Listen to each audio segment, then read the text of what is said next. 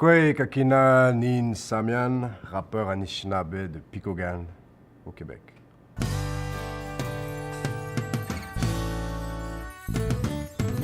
Le mot modernité, ça représente tellement mon mode de vie aujourd'hui avec mon fils. Quand je regarde le mode de vie de ma grand-mère avec ma mère et le mode de vie de mon arrière-grand-mère et ma grand-mère, qui sont toujours vivants. On est 5 générations vivantes, nous, aujourd'hui.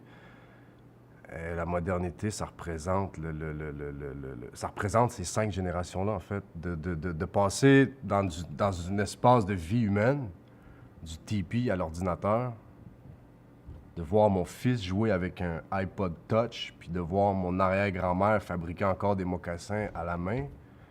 Ouais, je pense que ça, c'est une espèce de vision de modernité pour moi en ce moment. Quand je regarde ma grand-mère, c'est triste, là, je veux dire, ça, on en a parlé en masse, là, je pense, des pensionnats, de toutes ces cochonneries-là qui a détruit une génération complète, là. Ça, on s'entend que ce côté-là est comme pas super beau et pas très valorisant dans notre culture. Mais en même temps, on voit une évolution. On suit une évolution. Puis ça, c'est quelque chose qu'on ne pourra pas enlever à notre histoire. Je veux dire, notre peuple évolue aussi avec la modernité, comme qu'on dit. T'sais. Je pense que c'est ça qui... Mais c'est triste. C'est triste de voir à quel point, malheureusement, puis il faut dire les choses comme qui sont, que les gouvernements, ceux d'avant, ceux d'aujourd'hui, ont voulu nous blanchir carrément. Ça, moi, je trouve ça triste de voir qu'on n'est plus capable de communiquer avec nos grands-parents dans nos langues. C'est pas une fierté, là. Et malheureusement, c'est un peu... Il est là le clash entre nos grands-parents et notre génération d'aujourd'hui. Puis si tu me demandes comment je vois ça, c'est pas très valorisant, en fait. Ce que ma grand-mère pense de la modernité, ben, je pense que ça va vite. Puis je pense qu'on va dans un monde où tout va vite. Eux autres, je pense qu'ils suivent pas au même rythme que nous autres. Même nous, on trouve que ça va vite. Notre génération à moi, la génération de mon petit garçon, de ma mère, tout va vite, vraiment vite. Mais je pense que non, ma grand-mère, mon arrière-grand-mère, ils suivent pas ce rythme-là. Oublie ça, c'est impossible. Eux autres sont pas rendus dans le monde. Je peux pas concevoir que ma grand-mère texte quelqu'un. Oublie ça, ça marche pas, c'est impossible. Ils ont peut-être arrêté à quelque part, je sais pas où, mais non, je peux pas concevoir que ma grand-mère ou sache comment juste texter quelqu'un ou...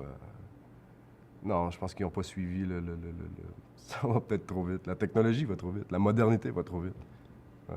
Oui, la modernité, je pense, qu'elle est un obstacle pour notre culture. Parce que le jeune Indien, aujourd'hui, je parle de moi, de mes cousins, de ma famille, de ma génération, on est emmené vers des villes. On est souvent emmené vers la technologie, vers la modernité, parce que tout est plus facile. Tout est vraiment plus facile en ville, puis on est tellement aspiré par tout ça, puis j'ai l'impression que tout ça est contrôlé aussi, tout ça est fait pour qu'on s'en aille vers là. On est des espèces de moutons là, qui sont comme... qui marchent toutes dans la même direction, malheureusement, mais ouais, je pense que cette technologie-là fait qu'on s'éloigne de nos racines. On se déracine, malheureusement, à cause de tout ça. Ouais, la modernité est un gros obstacle aujourd'hui par rapport à... culturellement parlant, ouais. Ben oui, il y a de l'espoir. C'est clair qu'il y a de l'espoir. Faut pas capoter avec ça. Oui, on est attiré vers les villes, on est attiré vers la technologie, les choses plus faciles. J'ai un iPhone, je me confesse, j'ai un Mac, j'ai un ordinateur, j'ai un iPhone, je vis à Montréal, mais oui, il y a de l'espoir. Je suis quelqu'un qui va dans le bois, je suis quelqu'un qui va à la chasse, je suis quelqu'un qui s'assoit avec sa grand-mère, qui écoute ses histoires. Je suis quelqu'un qui est très proche de ma culture, malgré tout. Il ne faut pas penser que c'est en train de détruire complètement. C'est un obstacle, comme qu'on a dit. C'est pas en train de ravager complètement, mais il y a encore de l'espoir. Moi, je suis quelqu'un de super optimiste. Je pense que je suis quelqu'un, comme ça de nature. J'aime croire aux belles choses, puis, mais c'est seulement un obstacle. Un obstacle, il n'y a rien là. Ben, j'ai choisi la modernité dans ma musique parce que je suis né en 1983. Je suis né avec le rap. Je suis un fan de rap depuis que je suis enfant.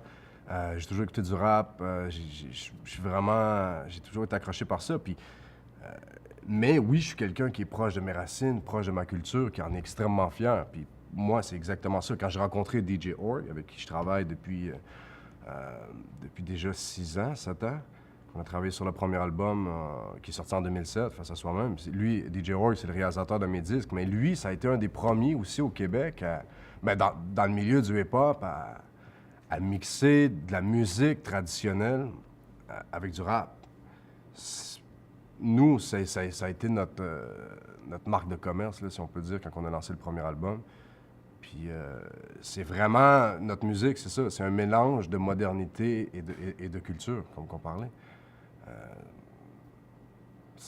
Le mix est là. Nous, de faire de la musique dans des ordinateurs, puis mais on va chercher des... Sur le premier album, on allait chercher des samples soit Wemontashi Singers ou Black Bear Singers. C'est comme des artistes traditionnels qui font de la musique traditionnelle. On les prenait. La Paix des Braves, avec le Coloca, c'est un parfait exemple.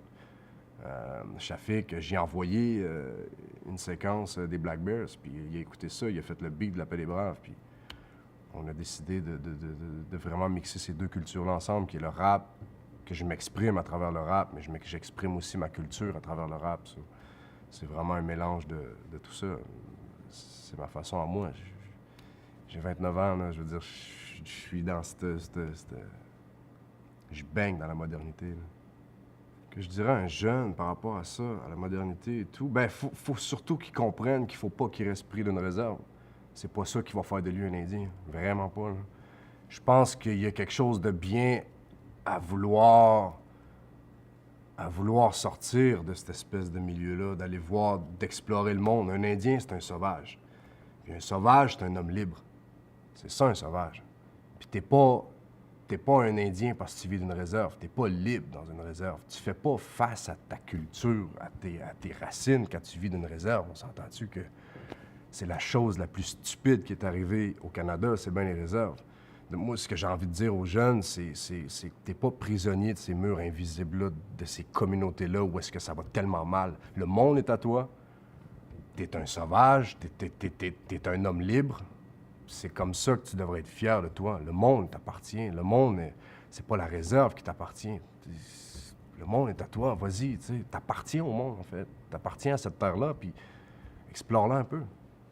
Explore, sors de chez vous, man. Puis c'est pas parce que t'as un numéro de bande, puis tu vis sur une réserve, puis t'es un numéro pour le gouvernement que ça fait de toi un Indien. Je pense que il est là le clash pour moi entre la modernité et la culture. Faut pas se limiter à ce qu'on nous a donné par nos dirigeants. Je pense qu'il faut aller plus loin que ça, puis il faut montrer qu'on n'est pas juste des numéros pour eux autres. Mais on est des êtres humains, puis on est chez nous aussi, puis tu vis pas dans 1 km², là. T'es chez vous, là. Sors un peu, tu sais. C'est ça que j'ai envie de dire. Par rapport à mon fils, je pense pas y apprendre quoi que ce soit par rapport à la modernité. Je pense plus que lui va m'apprendre quoi que ce soit, mais qu'il soit rendu adolescent. Mon petit garçon a 5 ans, a commencé la maternelle cette année. Pour moi, juste moi, c'est un énorme changement dans ma vie, mais tu sais, pour lui aussi, évidemment, mais je pense pas y apprendre grand-chose sur la modernité. Vraiment pas. Je pense qu'il est capable de... Il est très intelligent. J'ai un enfant extrêmement intelligent, puis je pense que c'est pas mal lui qui va probablement m'apprendre une couple de trucs. Ouais. C'est pas, genre, je pense pas y donner de conseils par rapport à tout ça. J'ai des bons conseils de père, des conseils de vie, je pense que... J'ai entendu une fois, je me souviens pas d'où ça vient, mais je pense qu'il y a un père de quelqu'un a dit à son fils avant de mourir, « Je te souhaite pas tout ce que tu veux dans la vie. » T'sais. Ça, je te le souhaite vraiment pas, mais je te souhaite tout ce qui va être bon pour toi. Et je pense que c'est le genre de phrase que j'aurais envie de laisser à mon petit garçon.